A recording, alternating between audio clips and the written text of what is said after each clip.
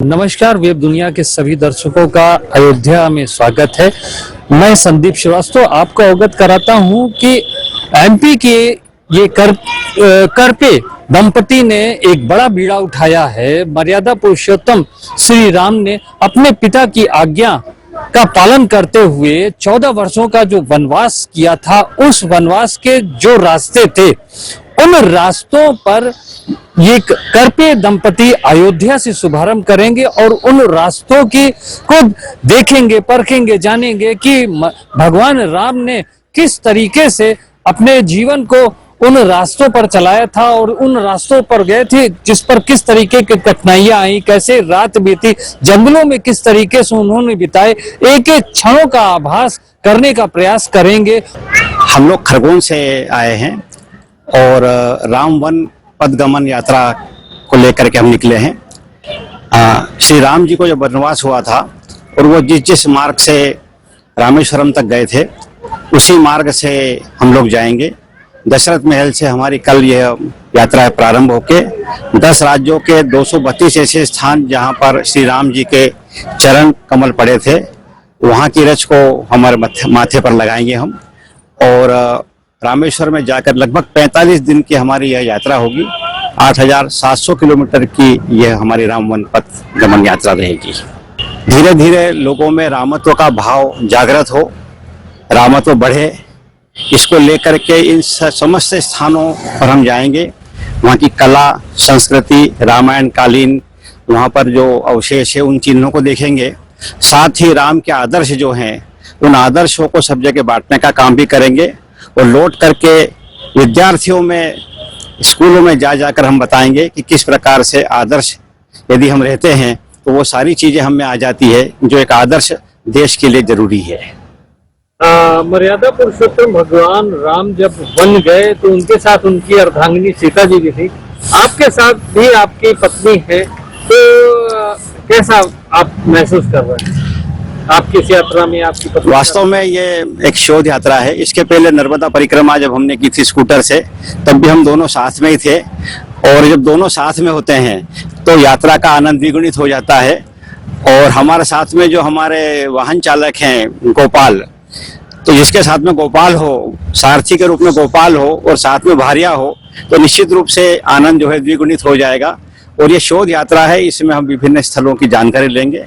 तो श्रीमती करपे जो है वो उसकी फोटोग्राफी करती है, लिखती हैं, और मैं जो है बाकी सारे काम करता हूँ। जैसा आपने कहा कि जो राम के वन गमन का पथ था, उनसे जो चीजें आपको संकलित होंगी यात्रा के दौरान, उनको विद्यार्थियों में, जो नए बच्चे हैं, उनको आप वितरित करें। क्योंकि हमें, मेरी जानकारी के अनुसार आप खुद भी एक शिक्षक रहे, तो क्या लगता है कि आज इस सनातन और भारतीय संस्कृति का कहीं विलुप्त हो रहा है, ये उसके लिए एक मील का पत्थर साबित हुआ? बिल्कुल सही कहा आपने कि इस यात्रा का उद्देश्य यही है कि जो प्राचीन सनातन धर्म की जो हमारी विशेषताएं थी, जो धीरे धीरे विलुप्त हो रही, कम होती जा रही है, उसको पुनर्जागृत करने का काम हम इस यात्रा के दौरान करेंगे। और हमारी कोशिश यह भी रहेगी कि ये यात्रा वृत्तांत हम प्रतिदिन लिख भी रहे हैं। और लगभग 3000 लोग जो है सोशल मीडिया के द्वारा भी हमारे साथ में जुड़े हैं। ज़्यादातर उसमें से भी शिक्षक वृंद के लोग ही हैं। मैं स्वयं शिक्षक रहा हूँ 40 वर्षों से। तो मेरा ऐसा मानना है कि ये जो सारी चीज़ें यदि उनमें आ जाती है तो धीरे धीरे, आज नहीं तो कम से कम 8-10 वर्षों के बाद में धीरे धीरे हम उसी राह पर चल पड़ेंगे जिस राम राज्य की कल्पना कभी की गई थी। अयोध्या आए हैं, क्या रामलला का दर्शन भी आप? बिल्कुल। यहाँ पर अभी हम लोग जो है सरयू के स्नान के बाद में श्री रामलला का दर्शन करेंगे। उन सभी पावन स्थलों को हम देखेंगे जो रामायण कालीन जुड़े हुए हैं। और फिर उस जगह पर जाएंगे जहाँ से दशरथ महल जाएंगे, जहाँ से वनवास की पहली जो शुरुआत हुई थी वनवास की, वहां से हम निकल करके 232 स्थानों पर जा करके और 40 दिन की यात्रा के बाद हम रामेश्वरम में अपनी यात्रा को पूर्ण करेंगे। आपसे बात करना चाहेंगे कि भगवान राम के साथ तो उनकी पत्नी थी और यहाँ आपके साथ आप भी हैं, तो आप कैसा महसूस कर रही हैं और आपका क्या इस यात्रा को लेकर कहना है? मुझे बहुत अच्छा लग रहा है कि मैं इनके साथ में यात्रा पर निकली हूँ और चाहती हूँ कि ये जो हमारी संस्कृति है इसको आगे की आने वाली पीढ़ी संजो कर रखे, उसको बढ़ाए, उसको समझे, ताकि हम उनको अच्छे एक संस्कारी जीवन दे पाए। ये राम मंदिर के बाद जिस तरीके से सनातन का वैभव जगह है पूरे विश्व में, क्या लगता है कि भारत फिर से हिंदू राष्ट्र की तरफ हो रहा है? निश्चित रूप से जब से अयोध्या में भव्य राम मंदिर का निर्माण हुआ है तब से लगातार, चूंकि मैं यात्रा और वृत्तांत लिखता हूँ और यात्राएं करता रहता हूँ, तो मुझे लगातार ये कह रहे थे कि आप राम वनवास का एक पथ बनाएं ताकि लोग उस पर जा सके। अभी कई लोगों ने इसका पथ तो बनाया हुआ है पर बहुत सारी जगह छूटी हुई है। हमने इसका पथ वाल्मीकि रामायण का जो पथ है उसको मुख्य मार्ग मान करके चलाया।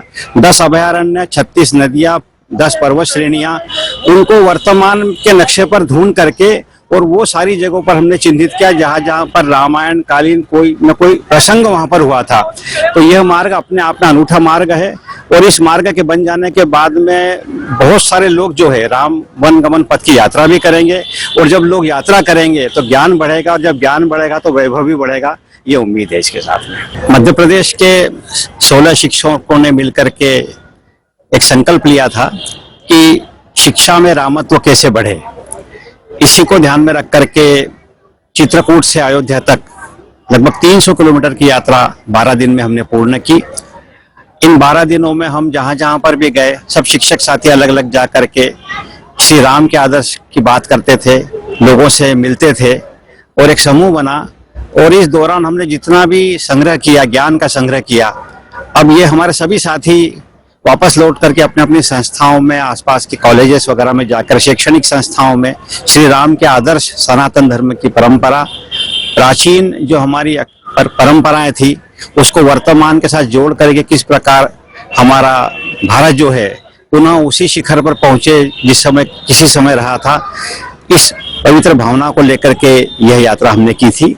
और उसी के बाद हमने निर्णय लिया था कि अब हम जो है राम वन गमन पथ यात्रा करेंगे। और इसका उद्देश्य ये है कि जो भारतीय संस्कृति एवं सभ्यता आज विलुप्त हो रही है उसको फिर से उजागर करने के लिए, सनातन का फिर से वैभव हो, इन सारी चीजों को आज की नई जनरेशन को जानकारी हो और ये सारा संकलन कर भारत की जो नई जनरेशन है उसको ये जानकारी देने का काम करेंगे। विद्यालय में जाकर उसका प्रस्तुतिकरण करेंगे ताकि आने वाली पीढ़ियां हमारी सभ्यता, हमारी भारतीय संस्कृति से अवगत हो सके।